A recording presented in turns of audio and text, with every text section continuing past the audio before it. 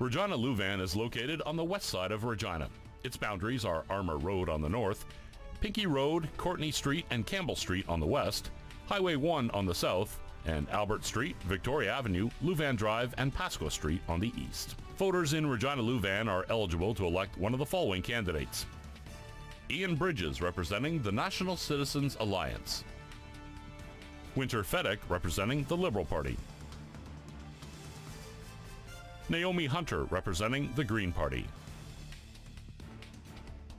Independent candidate Don Morgan. Jagar Patel, representing the New Democratic Party. Warren Steinley, representing the Conservative Party. Or Trevor Welk, representing the People's Party.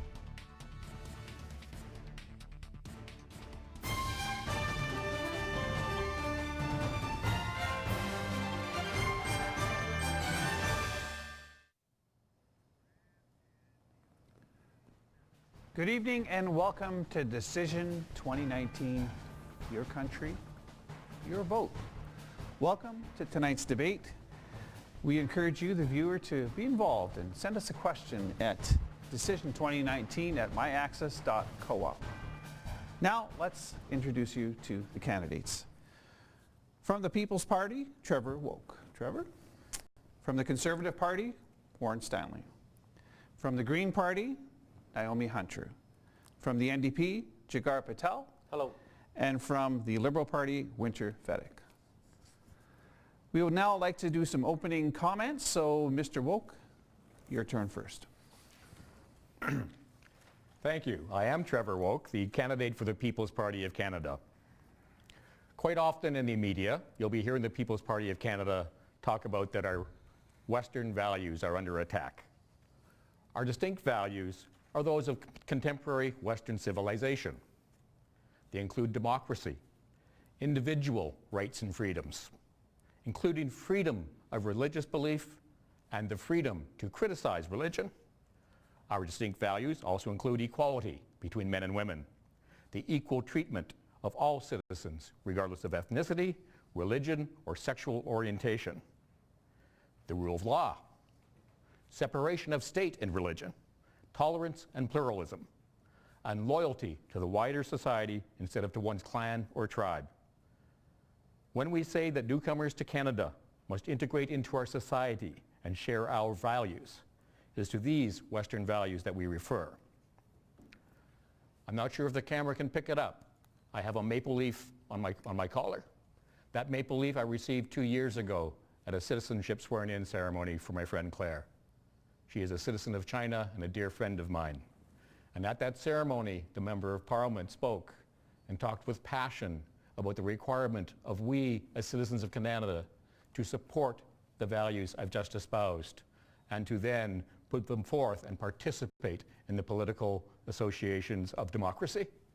I thank you, Access 7 TV, for mentioning Ian Bridges and Don Morgan. They have been excluded from many of the debates to date. I thank you for that. I am Trevor Welk, representative of the People's Party of Canada for the riding of Regina Louvain. Thank you. Ms. Fedek. Good evening. My name is Winter Fedek, and I'm running for the Liberal Party in Regina Louvain. I've called Regina Louvain home for 35 years. I grew up in the northwest part of the city in Norman View West and went to McClurg Elementary School and Martin Collegiate High School before attending the University of Regina. Currently, I live in the Cathedral area with my husband and 2 children. I've known I've wanted to give back to my community and the country ever since I was a teenager. And for me, over the last 20 years, that has meant 2 things. First, volunteer work. I've worked with organizations like the Open Door Society, being matched with a refugee family from Afghanistan, and worked on the board of my local community association. It's also meant public service work. For the last 20 years, I have been a public servant working both federally in Ottawa for the Federal Public Service as well as here provincially for the Provincial Public Service. In Ottawa, I worked for organizations like Foreign Affairs Canada and the Privy Council Office. Here in Saskatchewan, I've worked for organizations like Finance and Social Services. Public service work was going to be my career, but something changed in the last couple of years. The vitriolic nature of our political discourse is one of the things that's really bothered me over the last couple of years, but also the fiction that our social interests do not align with our fiscal or economic interests. If there's one thing I've learned in the last 20 years, it's that good social policy is good fiscal policy. And as the MP for Regina Louvain, I am committed to being that balanced, progressive voice for the people I represent in Ottawa. I hope that you'll consider voting Liberal on October 21st. Thank you. Thank you. Ms. Hunter. Hello, my name is Naomi Hunter. I am the Green Party candidate for Regina Louvain. Thank you for bringing us all here today on Treaty 4 land, which I acknowledge. The Green Party of Canada is a party that I'm very, very attracted to for its strong social and environmental policies. Right now, Canada has declared that we are in a climate emergency. And yet, during this election, I don't see that. I see the leaders of our two main parties jetting around in planes unnecessarily, doing statements that they could do from the same location. We live in a time when we have seen flooding on the East Coast, fires all over the world, and droughts. We need strong climate leaders in Ottawa. I have ended up coming to you from a point in time where I have tried everything else. I have been an environmental and social activist all of my life since I was 16 years old. I started writing for a local paper during the Oka crisis about a local roadblock during the logging crisis. And I have continued being socially and environmentally active during my entire adult life. I was very active during the Save the Libraries campaign when the Sask Party tried to cut funding to our local libraries. I took my family and we moved out to the Crake Eco-Village, where we lived in a Mongolian yurt completely off-grid using solar panels for our power. We wanted to show that it was possible to live in a sustainable manner. However, I've become more and more convinced that what we really need is strong leaders in government. We need legislation to make sure that the kind of Canada that we all want to see, a kind, inclusive Canada, with the sort of policies that I have found building my platform, talking to residents in Regina Louvain. I held coffee groups, community meetings, and what I discovered is that residents in our neighbourhood were concerned with healthcare, green jobs, the climate emergency, and electoral reform. Thank you. Thank you. Mr. Stanley. Good evening. Thank you, John, very much for hosting this debate tonight. And I think this election comes down to one thing, and that's affordability. Right now, talking on the doorsteps with people throughout Regina Louvain, we hear time and again, people are working harder and harder and falling further behind. You can see it in the statistics. 2/3 of Canadians feel that they either can't pay their bills or feel that they have nothing left over at the end of the month after they do. Almost half of Canadian households report being less than $200 a month away from insolvency at month's end. This means that Canadians are working harder and harder and falling further behind. Andrew Scheer and the Conservative Party have a positive message to make sure that Canadians, you all, get ahead. That starts with a universal tax cut, moving that first tax bracket from 15% to 13.75%, which saves on average a household $850 a year. In Saskatchewan, in the middle of winter, it isn't a luxury to heat your home, so we're going to take the GST off of home heating. We've been on the doorstep speaking with people in Regina Louvain, and these are the issues that come to the forefront. And one of the biggest issues we hear about time and again is an unaffordable carbon tax. A carbon tax makes everything more expensive, from groceries to driving your kids to school and sports, gasoline, and it's something that we feel as the Conservative Party is not an environmental policy, it's just another Liberal tax grab. I'd like to earn your support on October 21st. Please consider voting for the Conservative Party and let us get ahead together. Thank you. Mr. Patel. Hello, myself Jigar Patel from Regina Louvain NDP. First of all, I would like to say sorry. You see that I'm only sitting over here and everybody else step up, but I have a bad fall on October 1st and my tibia got broke, so I couldn't able to stand right now. So my profession is a mechanical engineer. Also, I'm a small business owner. I've been doing social volunteering with Canadian Blood Society, food banks, and other NGOs since long time. my first motive, my grandfather was a chief of police in my province where I born in Gujarat. He told me, if you want to find yourself, you have to lose yourself in the service of others. And that's what I'm trying to do right now. First of all, I would like to say thank you very much for, we are all are living in Treaty 4 land and homeland of Métis. I'm thanking Access TV and Chamber of Regina that hosting this event for the debate. The most important thing for election is give a promises. We had been seeing the promises from Liberal and Conservative and they never got fulfilled. Now, NDP is giving a good platform which is include healthcare, include dental care, prescribed drugs, and all eye and hearing, all services with the health system. 1962 was the historic Canada Day when NDP had launched first time free Medicare in Saskatchewan, and that was the biggest gift from NDP, and that it was implemented across the Canada. Now NDP is taking again this initiative to put the pharmacare for all. Also NDP wants to work for climate crisis. That is very important for us right now, and NDP wants to fight for climate crisis as well, want to develop 300,000 new jobs for green energy, renewable energy sector. We want to give affordable houses, 500,000 affordable houses, what we really need. And our promise is not for that election only, we want to deliver really these promises. Thank you. And October 21st, I would like to We'll go on to the question format now. Thank you. You've had your 2 minutes here. Thank you. So we'll go on to the questions. The first question is for you, Mr. Woke, and the question is, leadership is a dominant theme within this election. Please give us your perspective on your leader and why your leader and you should be elected.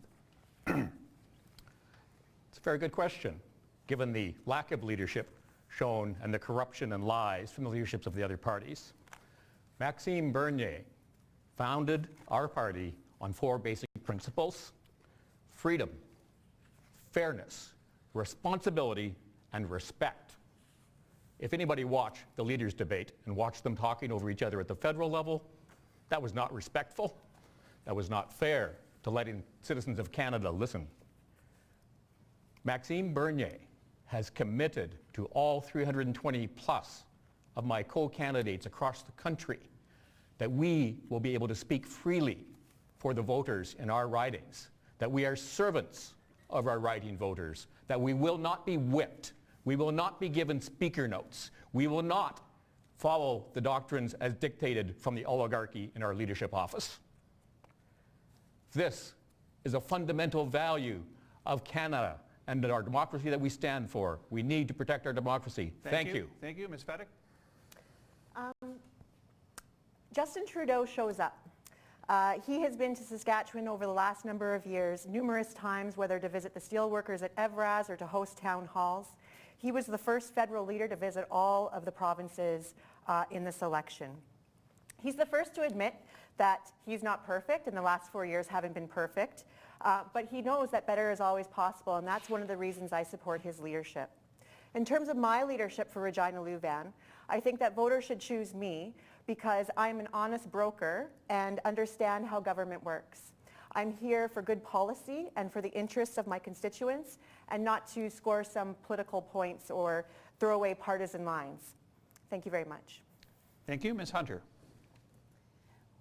Well, Elizabeth May was voted by her peers in the House of Commons as the most loved MP in Canada. And so, by the own words of those who work with her in the House of Commons, everyone does love Elizabeth May. She's a strong leader and yet really believes in working across party lines. I believe in that as well. I believe that the climate crisis requires that we form a council of parties where everyone actually works together, enough partisanship. We were promised electoral reform back in 2015. It didn't happen. But Canadians are looking for a government that works together. They want to see that people actually are more interested in results and seeing things actually move forward. That is what the Green Party of Canada stands for and what I stand for. I believe in kindness and decency brought back to government. Thank you. Mr. Patel? Thank you.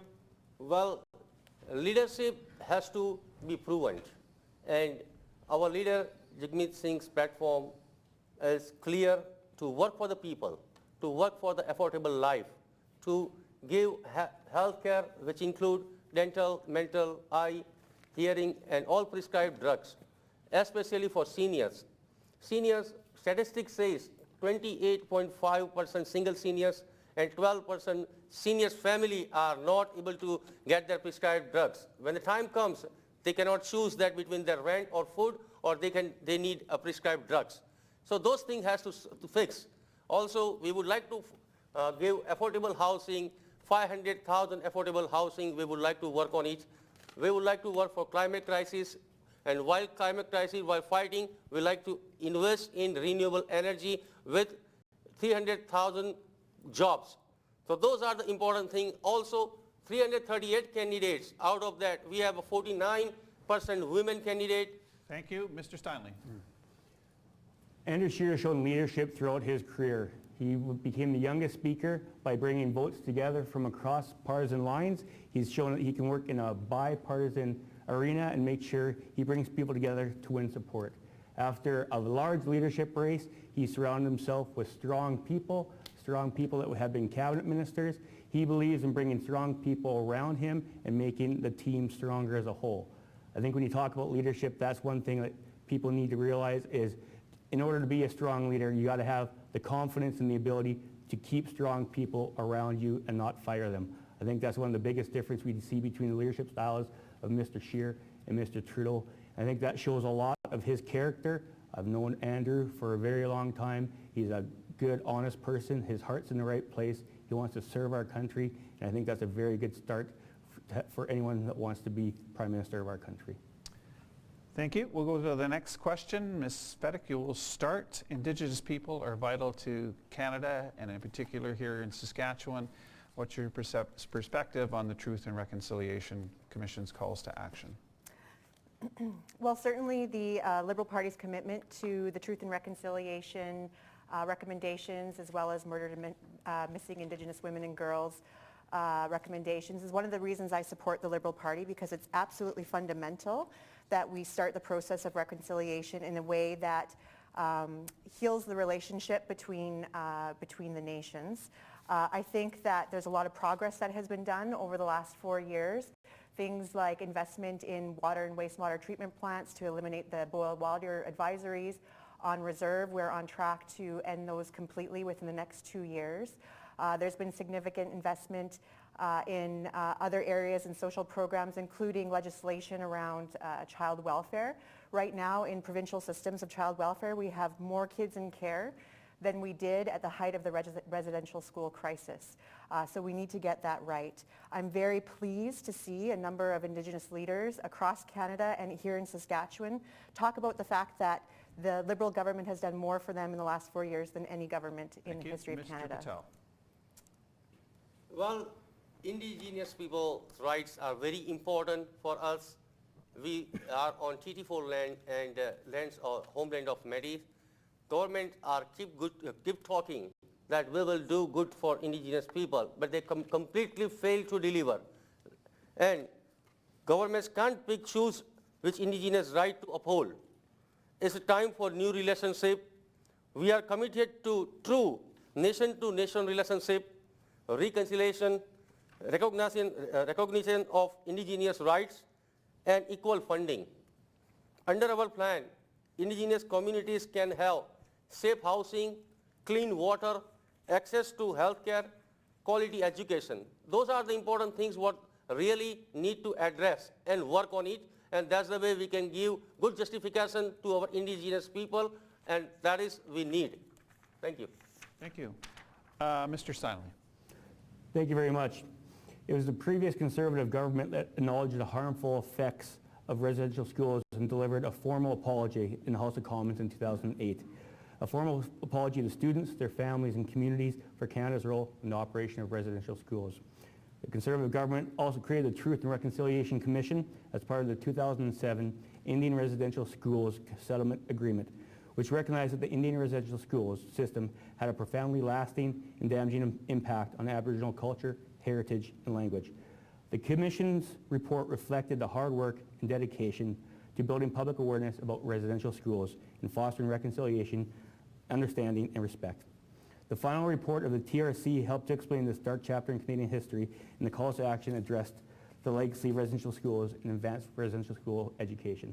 I think it's important to work towards reconciliation. There cannot be reconciliation without economic reconciliation, so all Indigenous people can take part in grow an economy within Canada. And another thing we need to focus on is to ensure that we have safe drinking water on reserves. Thank you. Ms. Hunter. The Green Party of Canada actually feels that reconciliation is so important that there is no green transition without reconciliation. The very first 2 chapters of the 2019 Green Platform all center around adopting all of the recommendations of the murder missing window investigation and also the UNDRIP recommendations as well. To me, I don't understand if ending boiled water advisories and fixing the drinking water crisis that we see in our First Nation communities, close to 200 across the country, is a huge priority, why that wouldn't have been dealt with first before purchasing fighter jets. As well, just to put this in perspective, both the Conservatives and Liberals are highly in favor of the pipeline. As well, the NDP has not completely ruled that out, but half of the cost of buying that pipeline would have actually paid out the amount that is said right now to be owed to children of residential schools. Thank you. Mr. Wolf. As all my counterparts have heard, I'm very passionate about First Nations issues, and they've all heard me speak of 2 First Nations people in particular. The first of the 6 is the sister of Jackie Wapanus. Her name is Janaya. Janaya went missing on the streets of Regina 6 months ago, and is probably now most likely part of the statistics of the murdered and missing Indigenous women. Please help me find Janaya Wapanus and get her safely home to her family. The second is a young gentleman named Tyler Reyes, who came across my car about 5 weeks ago. He had approached Andrew Scheer's office. He had approached Ralph Goodale's office and did not get answers. So I can't believe I'm actually doing this, but I am here to commend Mr. Warren Steinley. Thank you for taking the initiative as a past MLA to address my concerns on behalf of Tyler Reyes. And before the presentation today, Mr. Steinley gave me a phone number to call. Thank you, Warren. You're welcome. Thank you very much. We'll go to the next question. We'll start with you, Ms. Hunter. Should Canada adjust the stress test to better align it with current market conditions by making it a declining rate stress test based on the mortgage term for housing?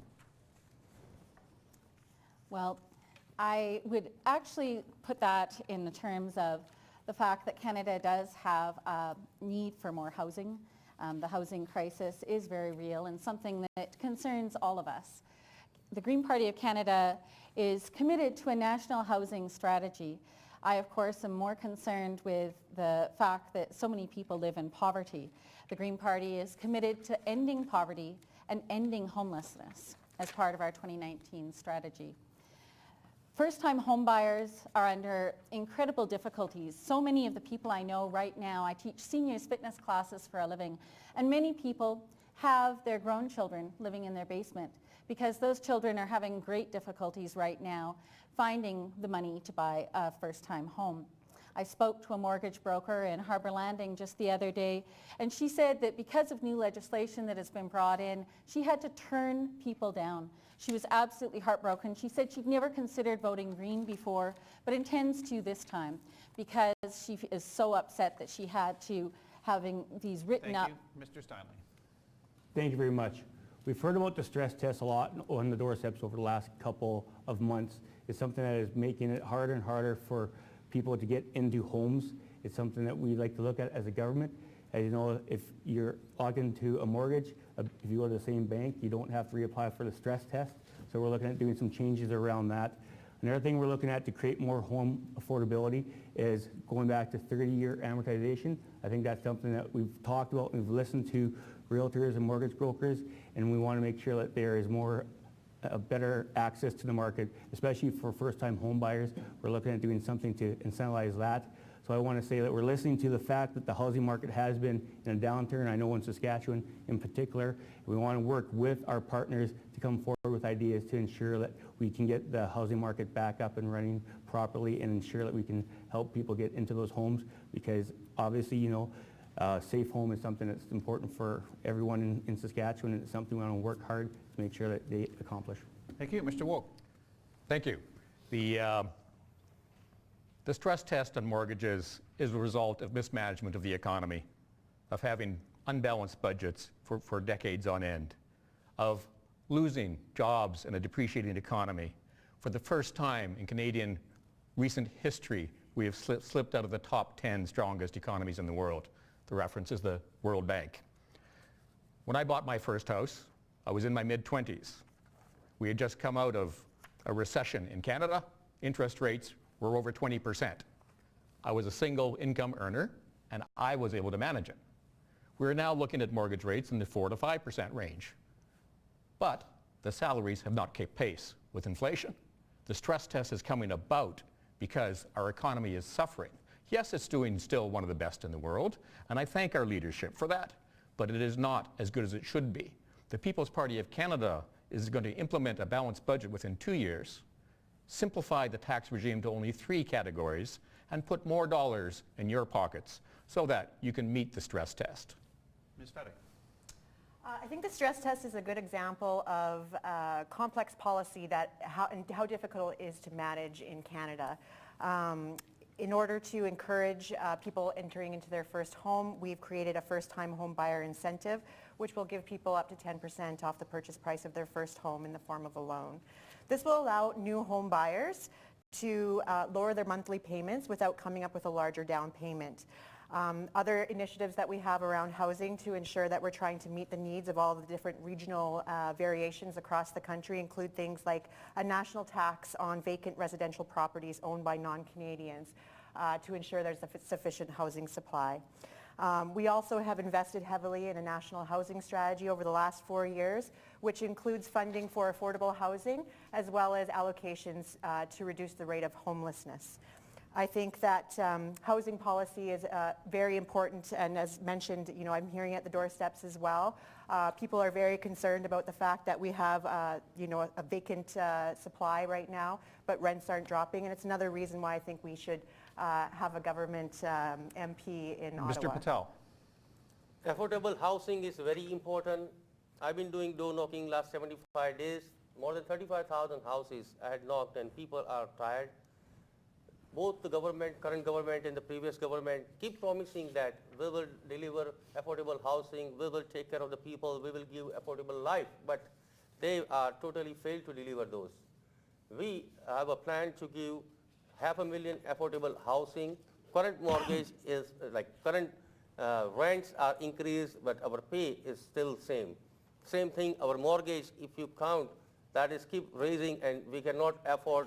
Our 30% money of earning are going in the mortgage or rent, and how Canadian can survive with this situation. So we are giving priority for affordable housing, including affordable rentals, cooperative housing, and social housing. In addition, we will make it easier for younger people who wants to buy their house and making them co-ownership easier. Thank you. Mr. Patel, we'll go to the next question. You'll start off. Electoral reform has been talked about in this election, proportional representation in terms of votes. What's your perspective, sir? Yeah. That is very important. Electoral reform is very, very important. Canadian wants their voice to heard in Ottawa, and they know our election system is broken. Liberal government laid down all Canadians when they broke their promises on electoral reform once they got it in power. 8 in 10 Canadians want fair voting that creates a parliament that truly represents them. Parties that get 39% votes and shouldn't get 100% power. That's why we want that electoral reform that ensure a party that gets about 20% of votes get about 20% of seats. Increase voter turnout and encourage more diversity in the parliament. It gives voter a local voice that knows in the community. 2019 should truly be the last election under our outdated first past the post system. Thank you very much, sir. Mr. Wolk. Odd. Of course, Justin Trudeau lied again and did not implement the electoral reform he promised us last election. However, I've been door knocking to thousands and thousands of people in Regina Leuven. Electoral reform is not an issue to them. The top three issues are, number one, from our surveys, jobs and employment. Hundreds of thousands of Saskatchewan workers in Regina Leuven and the surrounding area have lost their jobs. Number two, get rid of Trudeau. And number three is build pipelines and gain access to international markets. The People's Party listens to our people. Electoral reform is no longer the priority. Jobs and the economy is. Thank you. Ms. Fedek. Electoral reform is something that I've heard on the doorsteps numerous times, and like many of the people that I've talked to, I was disappointed about the fact that we weren't able to accomplish that in the last 4 years as well. But just because we haven't gotten that done in the last 4 years doesn't mean it's a conversation that needs to end right now, or that we can't continue to talk about how to improve our electoral system, but also the entire gamut of participation in our democratic processes and institutions. As the Member of Parliament for Regina Leuven, that would be something that I would like to bring forward for discussion, is continuing the conversation on electoral reform, but also talking about things like the nomination process to ensure that there's a level playing field for people to get involved, so that we don't have the same old people putting their hat in the ring every time, and that visible minorities and women and other people who are traditionally excluded have the opportunity to participate. Thank you. Mr. Steinle. Thank you very much. And we've heard a lot of talk about electoral reform from the opposition, from the NDP, from the Green, and they've never come through with any actual reform. I know Justin Trudeau said 2015 was going to be the last election with first past the post. Nothing happened. I believe in Parliament we said take it to a referendum if you want to do that. They decided not to take it to a referendum. I agree that we've knocked thousands of doors and we've heard electoral reform very seldom. We hear people talking about jobs, about having less money in their pockets, about things becoming less affordable. And those are the things that a Conservative government will focus on, the issues that matter to Canadians. We'll listen to what Canadians have to say and then move forward on the initiatives that they find most important to them and their families. We'll work hard to make life more affordable and help families get ahead. Thank you. Ms. Hunter. I would actually disagree. I also have been out knocking on a lot of doors, over 35,000 to be exact. And I find that people are very concerned about electoral reform. So many people that I talk to say that one of the big reasons that they feel disillusioned with Canadian politics is that the vote is decided. They already know who the leader is going to be before the vote actually gets past Ontario. Canadians in the West are tired of feeling like they have no voice. They want to know that they will actually know that one vote equals one vote. In surveys that were done after the 2015 election, 86% of Canadians actually stated that they wanted to see some form of electoral reform. Countries that have electoral reform tend to have more progressive, cooperative governments. All of the people that you see on the stage today working together on a daily basis in a more friendly manner. They also tend to be countries that are more progressive in their actions on climate change and making sure that we move forward into the 21st century for clean technology and looking after future generations. Thanks very much. We'll move on to the next question. Mr. Steinle, you will get the first answer to this question. Development of pipelines in Canada has been an issue that is out there in a major way. What is your perspective? Thank you very much. And the Conservative Party is pro-pipeline and anti-carbon tax. And I'm unabashedly in favor of getting pipelines built across this country. We have a large employer in Evraz Steel at the north end of this Regina Leuven riding. They employ 1,100 people at their Evraz Steel plant, and that creates 5,000 spin-off jobs in Regina. It is important to get pipelines built in our country. It is the safest way to move oil and gas. I think our country does the most environmentally sustainable energy development in the world, and Canada needs more Canadian oil and gas in our refineries, and the world needs more Canadian energy. I think it's important to stand up and be proud of our energy sector on the world stage, make sure we get pipelines built to Tidewater so we get a fair price for our resources. Thank you. Ms. Hunter. Why is it that we now own the Trans Mountain Pipeline? The Canadian government had to buy the pipeline because the major investors internationally had actually backed out. Internationally, companies are divesting of oil and gas funds as an investment. They are admitting around the world that clean energy is the future. Why are we investing in old technology? Leaky, ancient, old technology. The pipeline that we now own for $4.6 billion has actually had leaks in the past. It is not something that should be twinned. The expansion of the Trans Mountain Pipeline is actually not an expansion, it's actually twinning, so making an entire second one. Right now, the industry is telling oil and gas workers that this is something that can continue on indefinitely. Around the world, we see that that is not the case. Here in Saskatchewan, we saw that the solar industry was doing so well that the Sask Party cut it off. There are other options. We need to see ourselves moving forward into a clean energy economy. Thank you. Mr. Patel. Thank you for the question. Yes, our Sask people need jobs for the worker. The Conservatives have never stand behind workers. They always look after for the big corporations. Liberals also trying to look after for the issues, but they are failing to deliver in last 4 years. NDP has a plan to protect workers and protect the environmental also. Our plan will fight for the climate crisis and will get 300,000 jobs in green energy sector for our Canadian families. This is not an election promise like a Liberal and Conservative, but this is a real commitment for new Green Deal for all. Our New Democratic is in it for you, and we will always protect workers and we'll stand behind the workers. Our history always says that NDP is ready to protect all the workers' jobs. Thank you. Thank you. Mr. Wolk. Thank you. Andrew Scheer has stated that he's going to negotiate an energy corridor. I'm sorry, Warren. We've had enough negotiations. It's time to get some shovels in the ground, build pipelines, and get our resource sectors back on track. I am very pro-pipeline. The People's Party will use the constitutional authority as granted under Section 9210 to override provincial objections to building the pipeline, and that is one of our first orders of business should we come into the Parliament.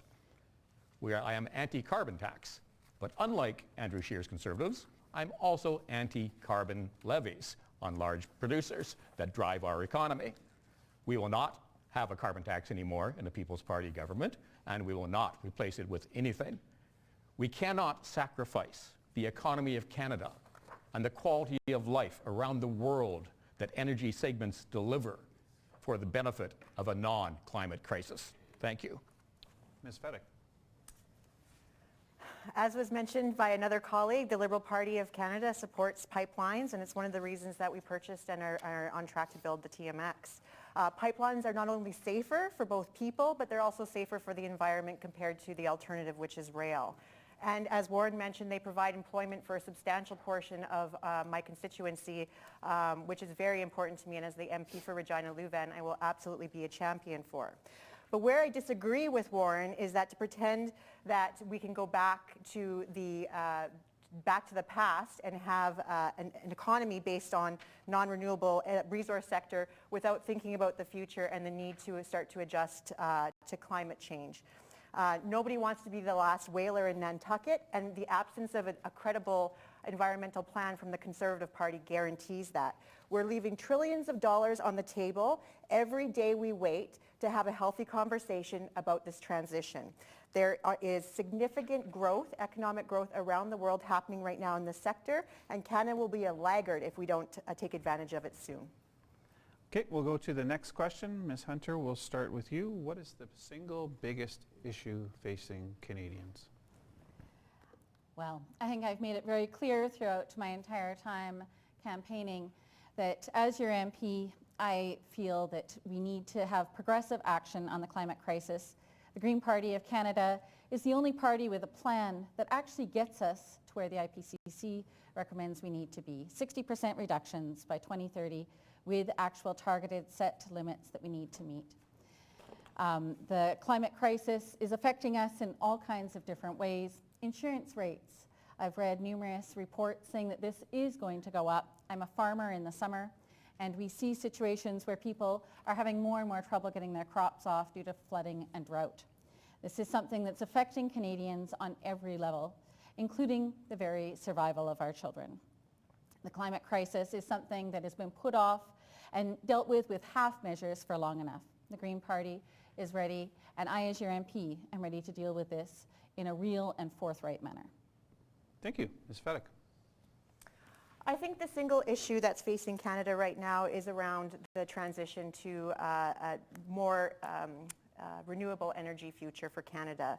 I think a climate plan that balances the need to ensure that we have good, stable employment over the next 20 years as we undergo that transition is absolutely what we need to do. But secondary to that, I think that this election is about evidence and truth and facts, and the fact that we can't have a healthy conversation about things that are agreed upon around the world by scientists is a big problem for me, which brings me to the third issue that this election is about, and that's leadership. If you can have people who are honest with voters about the challenges that we have in front of us, that is not leadership. We have complex policy issues that we need to deal with. We are all adults, and we can talk about truth and evidence and come up with a plan that works for all of us if we start to have that healthy conversation. Thank you. Mr. Woke. The single biggest issue is not the climate. There is no climate crisis. We have lots of time. The current parts per million for carbon dioxide in our atmosphere is 400.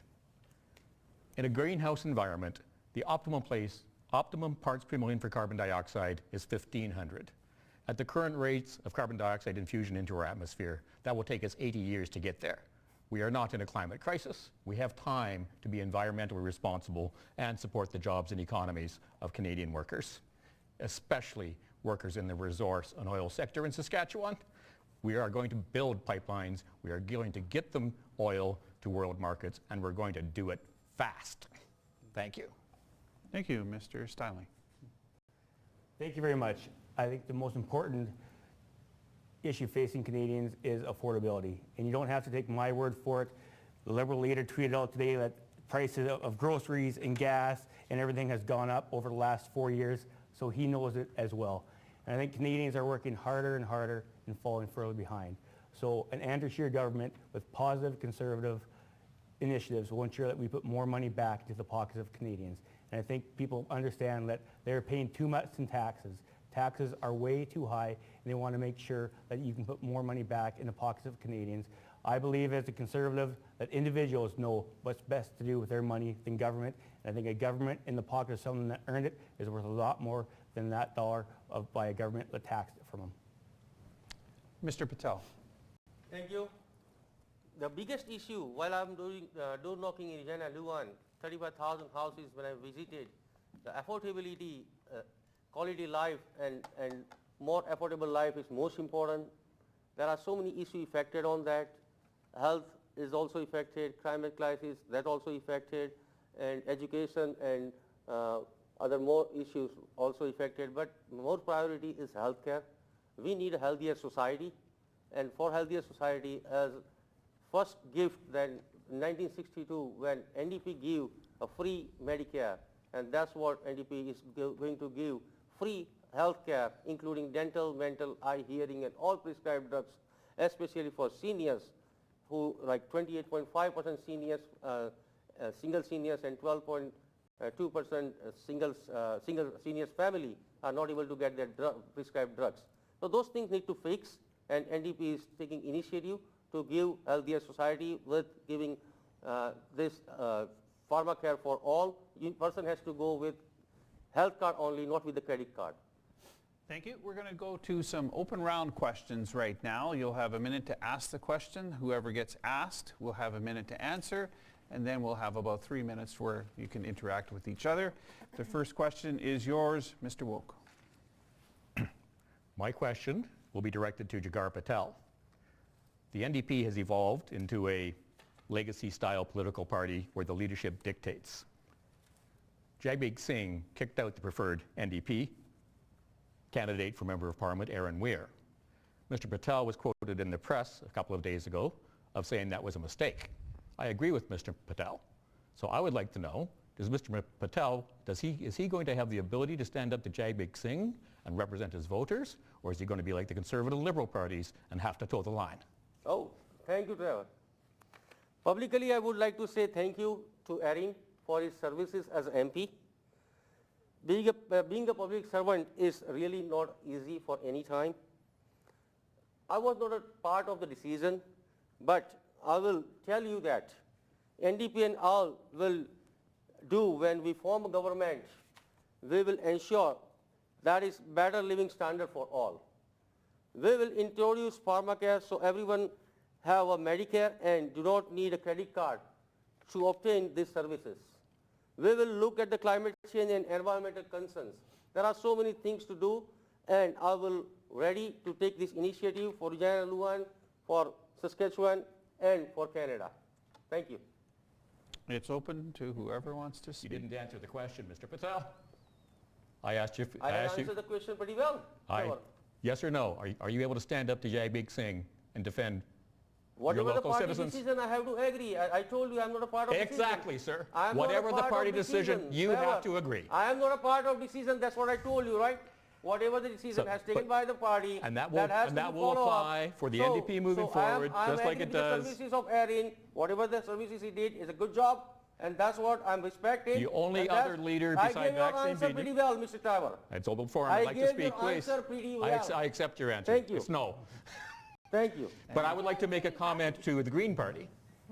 Other than Maxime Bernier, Elizabeth May is the only leader that supports freedom of speech for the candidates that will become future members of Parliament. Elizabeth May is very strong on the idea that Green Party MPs do not have their votes whipped. We do agree to Green Party of Canada values, and yet there is that knowledge. Elizabeth May has talked, she stayed at my house back in March, and she talked to me about the fact that sometimes when she's seen MPs who she's worked with for years, she's been working at the House of Commons for a very, very long time, decades, and she's seen people come out of votes crying because they have to toe the party line, whatever their conscience says.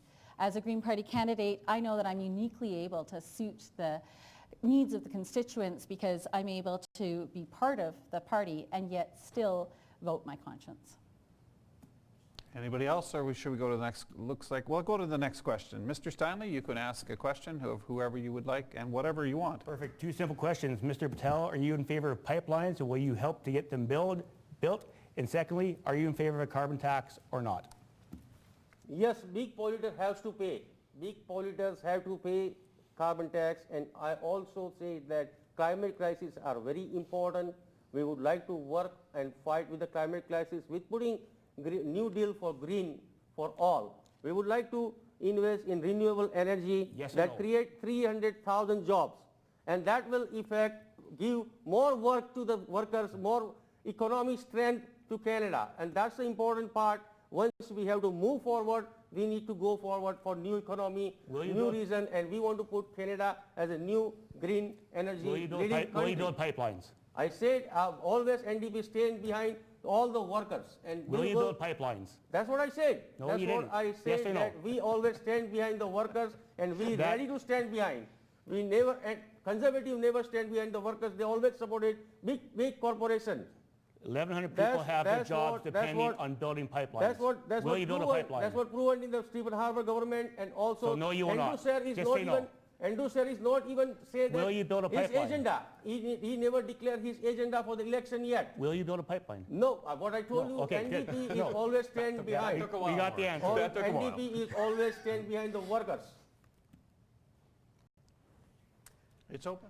Sure. I'll just reiterate the Liberal Party support for pipelines, but also the support for taking advantage of the significant economic opportunity in front of us with respect to transitioning to non-renewable or to renewable energy sources. Can I ask, so with Bill C-69, how are you going to build pipelines in the future? Because that literally kills options of building pipelines that your government brought in Bill C-69. Listen, Bill C-69 has its flaws, but the previous legislation under Stephen Harper had its flaws as well, and that's why there was no pipelines built to Tidewater at that time as well. Thank you for that. But you know, Thank you for changing listen, the that. transition to a greener future requires that we're going to have major resource projects to get new transmission projects going, and so we're not going to cut off our nose to spite our face, and on one hand, put in legislation that's not going to allow us to achieve our goals in the transition on the other hand. So certainly we are supportive of environmental assessment legislation that is responsible, that gives large project proponents certainty about the requirements that they have to do, that engages Indigenous groups and organizations earlier in the process so that we're not exposed to litigation in the same way that we were under Stephen Harper's Conservative government. Problem, actually. But if you're going to build a pipeline to the West Coast, then why would you put in a tanker ban so you can't bring tankers in to move it out of port? Look, there's a whole series of interconnected. No, yes, absolutely. There's a series of interconnective infrastructure that we're going to have to build for our energy future. Absolutely. You know, we believe in collaborative federal-provincial relations, and so we're absolutely going to work with the provinces on understanding what their realities are and what their needs are, and working with them to figure out the best solutions that are in place for that. That's the answer. Are we done? Looks like I have some comments, if I may. Go ahead. I think they've wound down. Good points, Warren. Ridiculous points, Winter. The Bill C-48 and C-69 have to go. They will be immediately repealed by the People's Party. We will find a private buyer for TMX. Oil and energy resource sector should become a mandate back in the private sector. Carbon taxes do nothing to affect climate change. That's just the most ridiculous notion any government has ever tabled. Whether it's called a carbon tax or a carbon levy, it's just an extra expense to our citizens in Regina. Okay, let's go to the next question. Ms. Hunter? I would like to address a question to Mr. Steinle. The Green Party of Canada has had their platform out for 2019 for quite some time, and it's been fully costed by the Parliamentary Budget Committee. The Conservative Party of Canada is not intending to release its platform until October 11th, when people are already going to the polls. Yeah. I don't understand why that is the case, and I would like Mr. Steinle to explain why his government has been so incredibly tardy. His party has really not moved along on this. Government. You're never going to make government. Okay, we will let Ms. Hunter ask her question. Why has the Conservative Party of Canada lagged behind the rest of us in being transparent and honest with voters and letting us know what's happening? It sort of seems like a page out of the Sask Party handbook where they don't release budgets until after an election. Please explain to me why we don't know what's going on yet with your party. You have a very strong opinion about most of the provincial issues, so after this, I hope you can run provincially in 2020. And actually, what our platform is doing is we actually costed all of our promises, unlike most of the other parties across the country. Each one is actually costed in our platform. So it's taking the budget parliament officer time to go through it. We will have a fully costed budget in platform that will say exactly how we're going to balance our budget in 5 years, and it will be approved by the parliamentary budget officer. You all have promises in your platform that haven't been fully costed. Each and every one of our promises and commitment will be fully costed, and it'll be a plan to get the balance in 5 years. The Canadians will see on October 11th, and they'll be able to read it, and then they'll be able to make their choice on which platform they actually trust. And if you want to talk about issues of trust, I have no problem talking about issues of trust with the Conservative Party of Canada. Andrew Scheer is a leader that is full of integrity, and he will be the one that leads Canada forward to make sure that we can have a balanced budget in 5 years, and people know that they... It's open now. Go ahead. You've had your minute to answer, This is not a right answer. Like, why Andrew Scheer is not able to declare the platform yet while people are going to vote for on 11? They are still confused what to do. They don't have any clue that what is Andrew Scheer is going to do after he dropping the vote inside, and whether the vote is right person or not, whether the platform is right or not. They're confused. So why they are not declaring the platform yet? So are you saying voters can't go through a platform and look at it and decide who they want to vote for based on the information that's out there right now? I have trust I in don't voters. think so. I They believe have to declare. they They can have read to the declare properly. platforms, they can read the commitments that have been made by each and every party, and I have complete faith in Canadians that when they go to the ballot, they will know who they want to vote for. They can't Read read the the platform. platforms because yours is not out. You're Not saying out. it's fully costed. I'll believe that when I see it. true? October Where is the 11th, platform? October 11th, you'll see it. Is it going to only include for the the election. plan Hold it, around the hold it, cuts? hold it, hold it. Time out. One at a time, please. Or else the audience is not going to be able to hear anything. So one at a time. Will the platform include the cuts that you're going to make to get to a balanced budget in 5 years? You know what our platform won't include is cuts to veterans like you guys did yesterday. Oh, absolutely not. Absolutely not. That's the problem, Warren, with reading the headline and not going I into read the the whole full article, article. actually. And I so read the whole you saw article. that the government of Ontario was overbilling the federal It's government Doug for Ford's veterans fault. benefits. No, I get it. It's always Doug Ford's fault. I think that perhaps the Conservative Party just didn't realize that we were having an election, despite the fact that we now have set election date rules. But it seems to me that it should be possible to have a platform, have it available for the public to see much before the date of October 11th. We all knew that an election was I'm happening. very happy our platform will come out on October 11th and Canadians can read it and make a decision for themselves. But last day, if you give any paper to the student, how are they going to read and going to get an exam? You just give them a time to discuss with the family what's going on, and there is not a one person for vote to vote in the family. If there are six people, isn't 10 they need to days till discuss for election? those. So Isn't it this is 10 too days till late. election? It is too late for the declare for the platform as a national party. You should have to do this. when Everyone in election Regina declared. Luban will decide if it's too late or People, not, and they'll have a you are chance to read trying it. to make Canadian One at a fools. time. One at a time. Essentially, they're all just going blah, blah, blah, blah, blah. Whatever. They're all going to increase your taxes. They're all promising billions of dollars of extra expenditures that they're costing in their platforms. The People's Party is not promising to bribe you with your own money. The People's Party is not promising to bribe multi-billion-dollar enterprises like SNC, Lavalin, Loblaws, and Bombardier with your tax money. We've made no such promises. Okay. We're going to go on to the next question. Mr. Patel, the floor is Okay. yours. To Mr. Warren, Mr. Stanley, will you apologize to our people of Saskatchewan for getting paid for 1 year by taxpayer money while you are campaigning for another job to become an MP? Mr. Stanley, will you apologize? I had the great honor of being the Regina MLA for Regina Walsh Acres for 8 years of my professional career. I thought it was important. The Saskatchewan Party had a caucus retreat in July that was going to set out where our plan was until 2030 as a party. I stayed there. I listened to the people of Regina Walsh Acres. We were able to put forward ideas to ensure people of Regina Walsh Acres' voices were heard at that caucus retreat. We've had a constituency office that has been open for all 18 months. We have a fantastic staff at that constituency office that has been helping people in Regina Walsh Acres up until the day I resigned. I actually take umbrage with you saying my constituency assistant wasn't doing her job. That's unfair. No She way, does a no way. fantastic job. All We right. continue to work for the people of Regina Walsh Acres every day till September the 11th. I have said the whole time when the writ was dropped, I would resign. I kept that promise, and I am very happy with the work our office has done for those 7, 8 years to represent the people of Regina Walsh Acres. No way. You got your nomination long time ago. You should have resigned that time while you are using the government taxpayers' money and putting the campaigning. And even though you resigned by force from the election Canada, and still you are going to get stipend till next election, provincial election. So you still want to get the money from taxpayer and want to use for yourself or your campaign or anywhere. People are asking that. When I was in the Walsh Acre, each home, people were asking that why he is taking the money still. And you have to apologize to people that this is not a right way. You have to resign at the same time. You want to become MP, okay, that's fine. You want to step up, that's good. You did service for the Sask Party as an MLA, that's fine. But now it's time to go up, okay, fine, resign and give it to your responsibility to someone else, or just re-election over there and don't get the salary.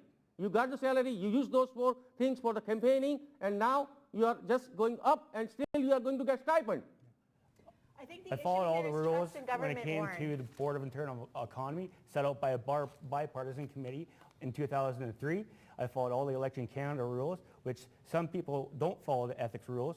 And I want to say that I'm happy with the work our constituency offices have done and that we've done for the people of Regina Walsh Acres over the past 8 years. And it was the greatest honor of my life. Warren, I think the issue is around trust in government. And the fact that you You're gonna worked for bring that 8 up? years, yes, I'm going to bring this Okay, up. good. Absolutely, 100%. Trust in government. 8 years, and for a year and a half of that, you campaigned for another job on a full salary, made over $150,000. There is no other person in Regina who has that luxury to be able to stack the decks, to be able to stack the decks in their favor, to have their friends in high places help them with that. This is part of the reason that we don't have a healthy democracy, is because people take advantage. It might be, the rules might have allowed it, but was it appropriate? Do you think it was appropriate? For the Liberal government, someone that's running for the Liberal Government government servant, who you're has a public had servant. countless Hold on, ethics violations, whose Prime Minister has Stanley, and then we'll broken come the to you. ethics rules twice, who has taken a private island vacation at the Aga Khan, who has broken the ethics rules around SNC-Lavalin, who has fired two of the most competent women in cabinet, and you're going to stand there and say that what we did was... Hold up, Mr. Patel. Okay, so you are a public servant. This is a public servant job. If you want to run for the portfolio and the money, this is not a job you are assigned for this. And if you want to become a member of parliament, you can tell that I'm not interested in the salary. If I will get elected as a member of parliament, if I want to go somewhere else, I will immediately resign and I will tell that none of the salary or none of the severance I want from the government, and if they want, I will donate that money to the food bank or to the blood society or to the charity. You supposed to, if you are getting the money, you can donate those money, but still you want to keep the money with you and use those money. Lobby all of your NDP MLAs and tell them to change the rules. You want to... I think The rules that what would allow we're me to be seeing a here senior is public that Mr. servant in the Stanley government of asked Saskatchewan. you I took a leave of absence. about presidential polls. And we're done this question. Thank you so much. We're done this question. All right. You took a leave. Mr. Stanley, hold on. We're done this question now. Ms. Fedek, it's your question. I need to challenge Warren on his proclamation today about affordability, because everything I've seen so far from the Conservative Party outside of the platform completely negates any gains that people might have or help and support they might have. You talk about repealing the carbon tax. Saskatchewan people get more back in the carbon rebate than they pay in the carbon tax. There goes a couple $100 a year. Absolutely not. The universal tax credit that you have proposed targets the wealthiest Canadians versus focusing on low to middle income Canadians like the Liberal tax plan proposes. You want to get rid of the Canada Child Benefit, which has lifted 300,000 children out of poverty across Canada, to reinstate tax cuts like the Children's Tax Credit, which the Department of Finance federally noted was an ineffective policy instrument that only benefited the most wealthiest Canadians who had access to an accountant to be able to do their taxes. That tax credit doesn't benefit mums and dads. That tax credit benefits accountants. So what are you talking about when you're talking about affordability? How are you going to help people with affordability if you're planning to cut for the next 5 years to get to a balanced budget? Mr. Stanley, you have a minute. Thank you. Once again, half of the premise of the Liberal candidates' questions are wrong. We never said we were going to scrap the Canadian Child Tax Benefit. That's not true at all. We said we keep it as it is. Secondly, people do not get the rebate back that covers the price of a carbon tax. A carbon tax costs people in Saskatchewan about $1,100 a year, and they get back $300. That is totally false and Liberal math to say that when you go up to fill at the gas station, when you go up to fill your grocery carts and go to the grocery store, that you're going to get that money back. Absolutely false, and that's been proven time and time again. Also, when it comes down to it, the universal tax cut helps every Canadian household of a double income saving $850 a year. That puts money back in Canadians' pockets. This is coming from a Liberal government who raised taxes on 80% of the middle income families across Canada over the last 4 years. Mr. Trudeau said in a tweet himself, price of everything has gone up over the last 4 years. Who is in government over the last 4 years? We're open now for other comments. $850 that you're talking about is only for the highest income earners That is in not that true. tax fund. That is First tax absolutely bracket. true. That is absolutely bracket, everyone true. I don't know pays. where you're getting your numbers on the carbon Hold rebate. it, one at a time. Ms. Fedek, we'll go with you. No, I guess I would dispute some of the statements that you just made The first around. tax bracket is paid by everyone. No, but the 15% to $850 is 13.75%. based on the highest Everyone- income earners, Thir- the average 13% family. 15% to 13.75%. Everyone pays that tax bracket. Everyone who pays taxes saves money. Mr. Woke, I believe you had a comment. Yes, liberals with lies, conservatives with corruptions. They're not listening to the voters. They're acting like typical politicians, trying to dictate and lead rather than listen and serve. It's frankly, folks, that last exchange for the last 10 minutes was friggin' embarrassing. We still got 2 minutes. Yeah, I'll talk about affordability for definitely 2 more minutes. I The would conservative like to plan comment actually also. gets, After him. the conservative plan does put more money in people's pockets, and as Trevor said, we are listening to Canadians. Affordability is the biggest issue in the country right now. People are working harder and harder and not getting ahead, and that's why we're bringing forward a suite of programs to save Canadians money. That's the same answer he said before when affordability question was had. But affordability is not a definition for conservative, never ever. They always stay behind the rich and powerful people, and I don't think so. If that platform will come, there will be no surety for people's life or people's affordable life. We are not sure what's going on, what's coming on. We all are in blind right now. Ms. Hunter, I want to give you an opportunity. Well, I would like to make a plug for some of the people who've actually sponsored this today. The Canadian Chamber of Commerce is actually in favor of the carbon tax. They've come out publicly and said that. And as far as issues of affordability, I feel that one thing that isn't being discussed enough here today is that instead of talking about how we're going to take little bits and pieces out of ordinary Canadians, right now the wealthiest Canadians and the oil and gas industry and large corporations are not paying their fair share. Revenue Canada has released statements stating this conclusively. Right now, if we were to just fairly tax the top 1%, it would really help that basic individual who's struggling to make ends meet, right? Let's talk about taxing those who right now are hiding their money in offshore tax havens, who are avoiding paying taxes, who are receiving subsidies while the rest of us struggle to make ends meet. Well, that's it for the open round. That was pretty feisty, I must admit. We're going to go back to the questions. And Mr. Woke, we're going to start with you. The question is, what would you do in terms of trade, free trade around the globe, particularly as it relates to China and right now canola and agriculture? Thank you very much. I've been very disappointed in the progress of Canada's foreign economic growth institution success. To focus only on China and the USA as the main focus of export growth is a huge long-term strategic mistake for us.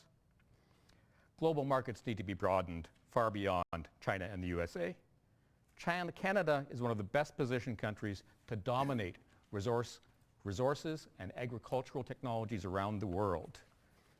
Regulation, taxation, and bureaucracy of the governments that have traded places for 150 years are stifling our economic innovation around energy and global markets. We need to do better. Thank you. Mr. Steinle. Thank you. Canadian foreign policy right now is someplace that it hasn't been for a very long time. We must work hard to create better alliances with our allies. Canada must always side with those who value freedom, democracy, human rights, and the rule of law. A Conservative government will reinvigorate Canada's role in the alliance we share with our democratic allies. This includes existing alliances like NORAD, NATO, the Commonwealth, the Francophonie, and the Five Eyes, but it will also include greater overtures to India and Japan. We'll look for ways to strengthen our relationships, open new markets, but with the understanding that at this critical juncture, we need to show strength and resolve above all else. It's important that we get our foreign policy back in order. We need to ensure that we have markets open. Saskatchewan does great things in agriculture. We are the best in the world at producing high quality products. We need to open our markets for canola, for pork, for beef, and ensure that our producers have access to fair market price for their products.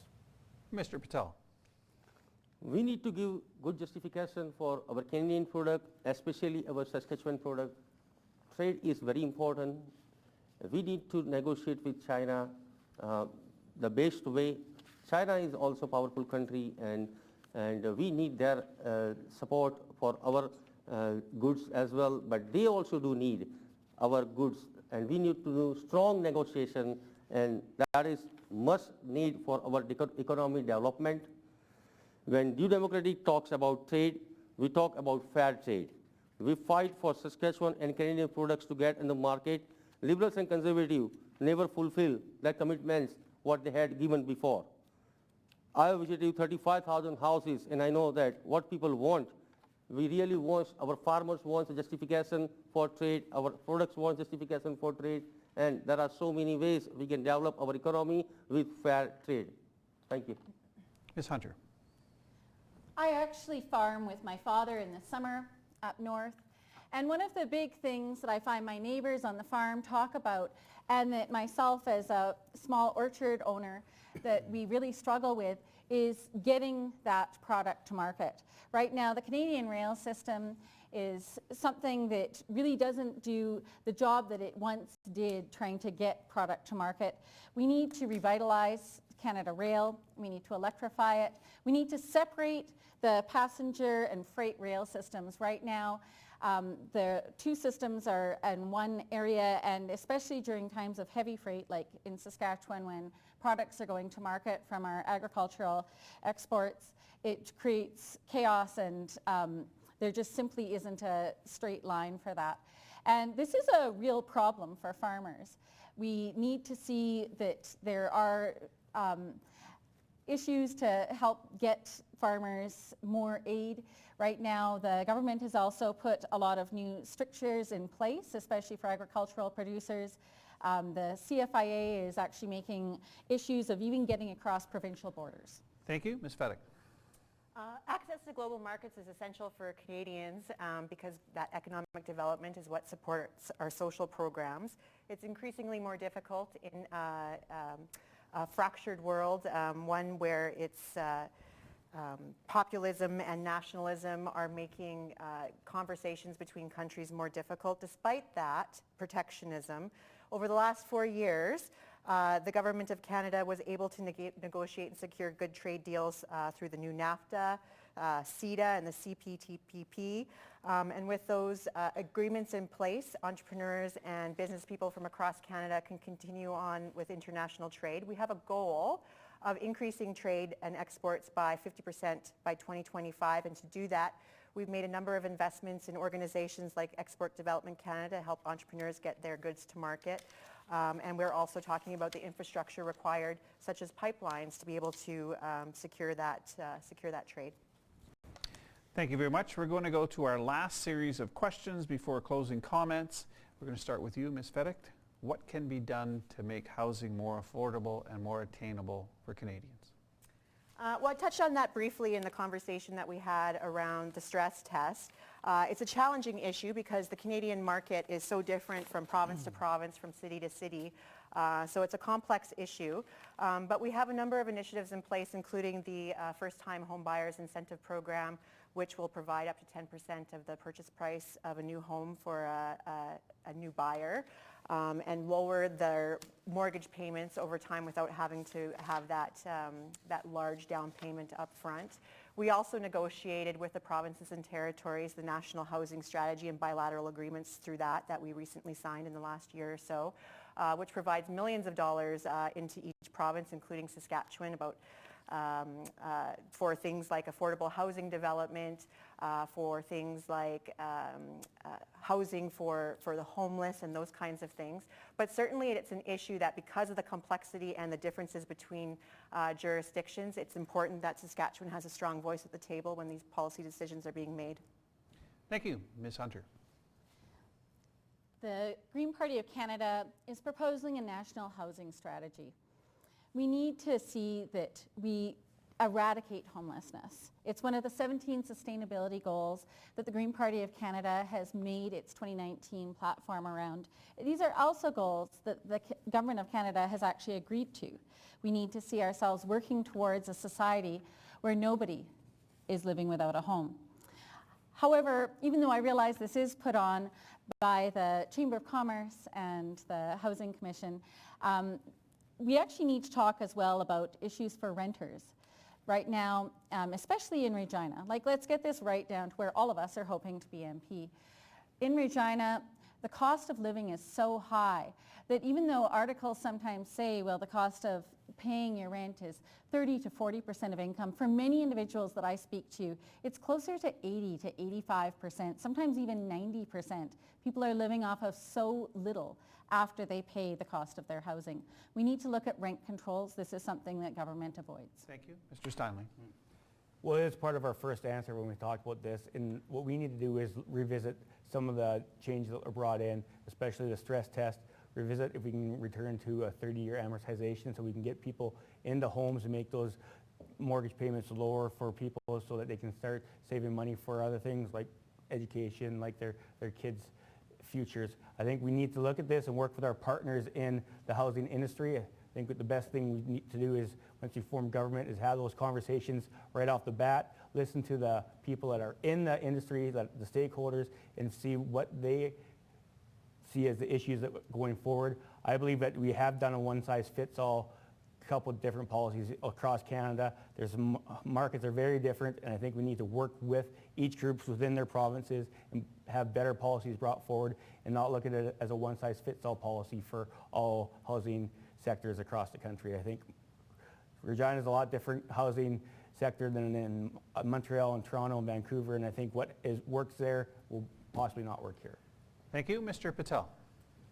Too many Canadians are stuck in housing that is too expensive or does not fit their needs. But they have to feel that nowhere they have to go. They have to go with the things what they have.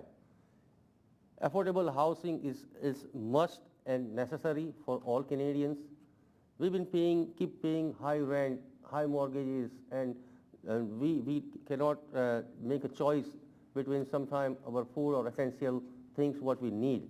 Our 30 to 40% income are going either in the rent or mortgages. Those things need to cut down. Those things need to get something reasonable costing. That's the way people can have that affordable life. They can spend some money behind their children. They can take care of their seniors. And this is the very important thing. And NDP wants to make this affordable housing, 500,000 affordable housing they would like to make and give it to all Canadians, and also want to work for health care for their affordable life. Thank you. Thank you. Mr. Wolk. Affordable housing is a factor of affordable incomes. The first thing we're going to do is eliminate the carbon tax. Second thing we're going to do is balance the budget in 2 years. Third thing after balancing the budget is we're going to lower income taxes. Income taxes were supposed to be a temporary issue implemented to fund World War I. No government in the last 100 years has taken on their promise to eliminate income taxes. We are going to work towards that goal. The second aspect of affordable housing is reducing immigration levels to a sustainable level where new immigrants are not taking up the affordable housing.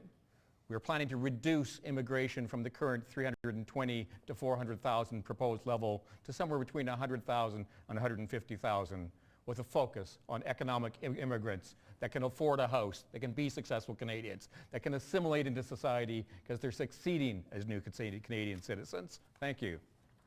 Thank you. We'll go to closing comments now. Mr. Patel, 2 minutes. Thank you so much. Thank you for all joining here today. And we gather on Treaty 4 land, homeland of Métis. Thank you so much for Chamber of Commerce and Access TV to give us the opportunity to invite us over here and say our comments and tell our platform and tell that what we can do for Regina Luan, for Saskatchewan, and for Canada. I'm thanking my fellow candidates to step up and coming over here for the great discussion. And as I said, NDP wants to work for healthcare, NDP wants to work for affordable housing, NDP wants to work for affordable life, education, climate change with the green energy sector. So kindly request to support on October 21st. Please elect Jigar Patel on October 21st for strong leadership for Regina Luan in Ottawa. Thank you so much. Thank you. Mr. Steinley. In 12 days, we're going to have a new government in Canada, and I'm asking you to put your trust in Andrew Scheer and the Conservative Party of Canada. We're looking forward to working hard to put more money back in the pockets of Canadians. I have been in public service for 8 years, and I'm doing it going into the federal public service because I want my kids to have a better future. I don't want to leave my children or the children of anyone else, the next generation, an environmental deficit or a financial deficit. I think it's important. We've learned from past leaders that in public service, one of the most important things you can do is leave things better than you found them. And I think that's important for us. In Regina Louvain, there are issues that we need to tackle. We need to scrap the carbon tax. We need to get pipelines built to ensure that those 1,100 jobs at Everest Steel stay there now and into the future. And we need to make life more affordable for Canadians across our country. So on October 21st, I humbly ask for your support for Warren Steinle to be the next MP for Regina Louvain. Thank you. Ms. Hunter. Hello. Thank you for this opportunity tonight. This was a really great discussion that all of us had. While there was some moments where it was hard to get a word in edgewise, I think that it's constructive that we get a chance to talk to one another. I ask that you look to the future for our children, grandchildren, in the next 10,000 generations. The Green Party of Canada is looking to eliminate poverty, to look after our poorest citizens, to make sure that we have universal pharmacare. I work with senior citizens, and I've seen situations where people are prescribed 4 medications. They can only afford to fill 2 or 3 of them. This is a situation that simply cannot exist in our country. We need to see that we are looking after everyone, that we're providing clean drinking water for everyone in our society. These are all goals that the Green Party of Canada feels very strongly about. We want to see a Canada where governments work together, electoral reform. Right now, we see a situation where people are arguing over top of one another at a debate. If we had proportional representation in this country, people would have the option, not of just voting for who they like the least and deciding, well, I'm going to vote for this person because I don't want that person to get in. With electoral reform, people would actually be able to choose the government they want. I want people to vote for that now. Vote for your hopes and dreams. Vote Green in 2019 and see a more cooperative government for the future. Thank you. Ms. Fedek. This election matters. Despite that things have never been better before, there is anxiety out there. Going into the next 4 years, we have strong economic fundamentals. We have the best balance sheet in the G7. We have a AAA credit rating, low and falling debt to GDP ratio, unemployment at historic lows, 1 million more jobs than we did in 2015. We've secured trade deals, and we've lowered taxes for middle income earners. And that's just the economic side. On the social side, things are going pretty well as well. We've lifted 900,000 people out of poverty across Canada, including 300,000 children through the Canada Child Benefit. We've secured housing agreements with the provinces and territories. We are working on ensuring clean drinking water for all Canadians, and we've secured retirement through boosting the Canada Pension Plan to ensure that future generations have access to a safe and secure retirement. The challenge that we have here is that everybody else on this stage would like you to scrap that and start fresh with sometimes an unknown plan. I suggest that we continue to move forward. The last 4 years have not been perfect, but they've been progress. And as the Member of Parliament for Regina Louvain, I am committed to working with all levels of government, regardless of what party they're from, to ensure that we continue that progress for the next 4 years. Thank you very much. Thank you. Mr. Wolk. I began our discussion talking about Western values. I quote from 2 Timothy chapter 4, verse 3 and 4. For the time will come when they will not endure sound doctrine, but according to their own desires, because they have itching ears, they will heap up for themselves teachers, and they will turn their ears away from the truth and be turned aside to fables. If, as I do, you recognize Scheer, Trudeau, Singh, and May as false teachers, how could you, in good faith, with the conscience of your soul, support them with your vote? The People's Party brings to you the core principles of freedom, fairness, responsibility, and respect that will be applied to all government platforms, that will be called and applied to all Canadians as equal citizens of our great country. I thank you for your careful consideration. I thank you for your participation to date. And I thank my co-candidates for near as I can tell being wonderful people. Thank you. Thank you very much. And I just want to take this opportunity to thank each and every one of you for being part of the democratic process. It's so absolutely vital to what we do as Canadians. And so thank you so very, very much. And all the best on Election Day. Thank you.